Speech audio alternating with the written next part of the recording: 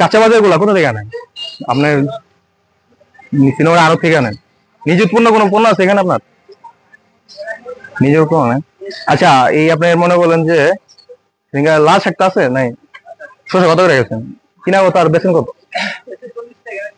মূল্য তালিকা দিয়ে রাখেন। আচ্ছা, মানে কত করে কিনছেন? 32 টাকা করে। পটল বিক্রি করেন কত? আর যাক, আপনি একটা মূল্য তালিকা, ঠিক আছে, আমি কালকে দেখবো যে এই এক সপ্তাহের মধ্যে আপনি এখানে প্রতিটা পণ্যের মূল্য তালিকা ঝুলা তারপর বিক্রি করবেন, ঠিক আছে? যেহেতু এগুলা কোনো ডেট নাই, তারপরে চিন্তা করবেন যে খারাপ পণ্যটা ভোক্তাকে না দেওয়ার জন্য। আর ওই মনে করলেন যে মূল্য তালিকাটা দিয়ে রাখেন। যাক, আরেকটা জিনিস একটু অবগত করবেন,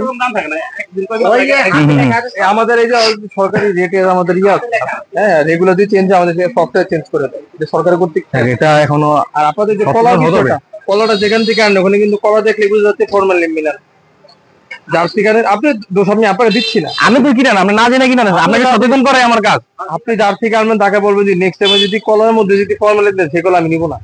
ওই যে কলা দেখেন আপনি যখন আনতেছেন তখন আপনি বলেন যে এটা কি ফরমালিন দেওয়া কিনা, যদি বলে যে হ্যাঁ দেওয়া, তাহলে আপনি নিয়েন না।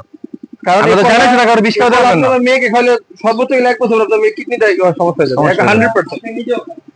গড়াই কমে আসতেছে। এই কলা আপনি বিক্রি করবেন না, ওনাকে বলবেন যে আমি আপনাকে দোষ দিচ্ছি না, কিন্তু ওনাকে না বলে উনি আপনাকে এই প্রোডাক্ট আবার দিবে, তখন আপনার মেয়ে খাবে, আপনার কিডনি, আপনার মেয়ে কিডনি নষ্ট হবে, তখন আপনি বুঝবেন পৃথিবীতে চ্যালেঞ্জ কাকে বলে।